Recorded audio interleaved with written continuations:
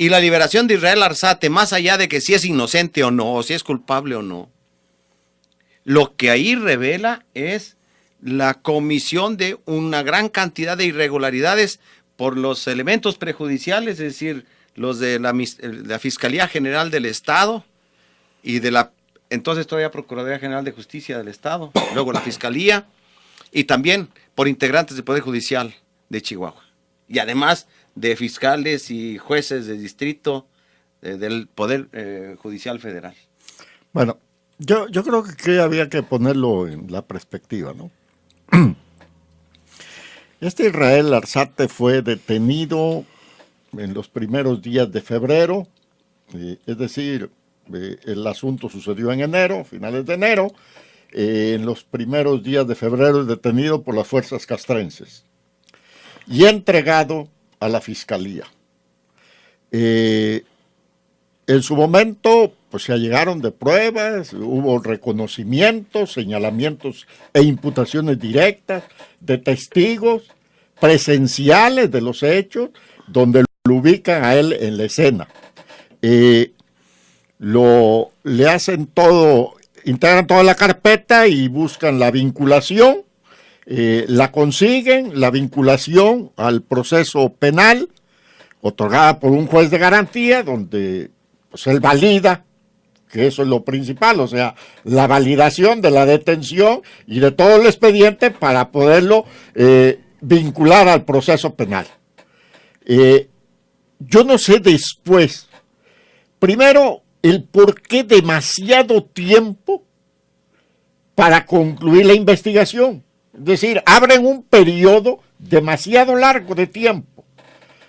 Entonces resulta que él presenta un amparo contra el proceso de vinculación y un juez de distrito se lo niega y ratifica la vinculación.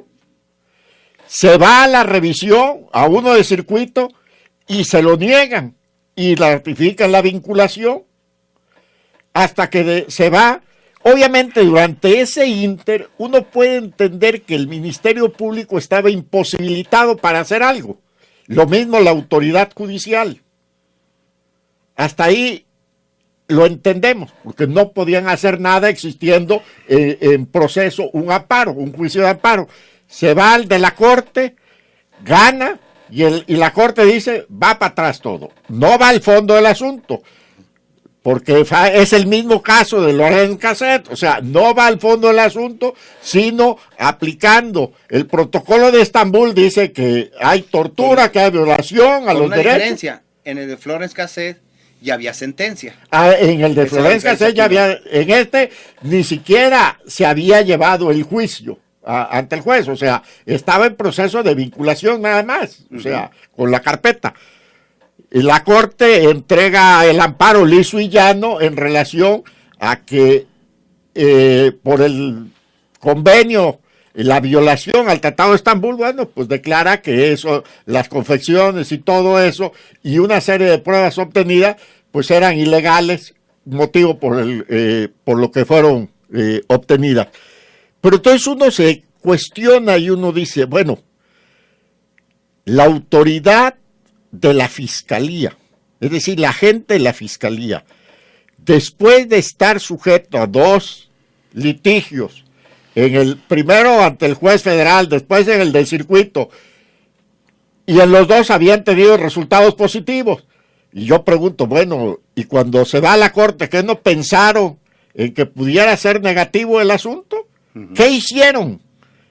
¿Qué hicieron durante todo ese tiempo? Porque estamos hablando de que al cumplirse el plazo, lo tuvieron que sacar del penal y arraigarlo. Y entonces uno dice, bueno, ¿y entonces qué estuvieron haciendo todo ese tiempo la gente de la Fiscalía? Los encargados de darle el seguimiento a esa carpeta, que no pudieron allegarse de más elementos, de todas las pruebas necesarias para, pues como se dice, ¿no? Porque ya hay un caso, o sea, ya existe un caso que les pasó también, a la Fiscalía. Mira, hace un tiempo hubo el asesinato de dos jovencitas aquí en el parque Los Tronquitos. Ujú.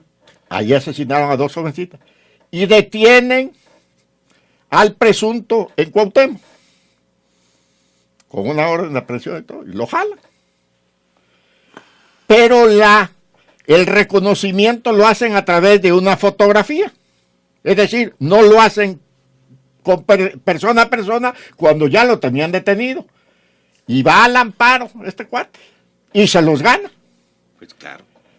Pero lo que pasa es que ahí el agente del Ministerio Público, los encargados de la carpeta, sí trabajaron para tirar eso. Y entonces, en cuanto le dieron el amparo y lo iban a poner en libertad, aquí lo estaban soltando y por acá tenían la orden de aprehensión de decir, no, pues acá está, vente para acá, hijo mío. Y ahora sí, ya hicieron el reconocimiento de físicamente, pues, y ahí está guardadito. Entonces uno pregunta, bueno, ¿por qué la Fiscalía no hizo su trabajo? Y también, ¿por qué el Poder Judicial no hizo su trabajo correspondiente? O sea, porque no es posible que la justicia federal te dé 2 a tu favor en la ratificación de la vinculación, pero después resulta que la Corte dice que no. Bueno, y entonces uno dice, bueno, pero quien vinculó es un juez, es el del Poder Judicial, y entonces ¿dónde está la responsabilidad de ese juez de garantías que llevó el proceso? O sea, ¿qué tomó en consideración o qué no tomó en consideración? Entonces, estamos en un predicamento porque entonces estamos viendo lo endeble que es el sistema penal acusatorio. Al final de cuentas, bueno, resulta que ni tenemos policía investigadora científica, ¿sí? Y que lo único que damos son golpes de ciego que nos ocasiona esto. Y además, estos casos que son de tanto impacto social, eso es lo desafortunado. Pero también esto te llama a considerar, bueno, y los que no tienen esta posibilidad de ir a las organizaciones que defienden a toda esa gente, aquella gente que no tiene esa posibilidad de encontrar apoyo afuera, pues ¿cuántos estarán allá guardados que a lo mejor pasaron por estos mismos procedimientos? Claro. Y entonces ya uno empieza a dudar si realmente todos los que están allá merecen estar allá o si todos los procesos penales que se siguen están apegados a la legalidad.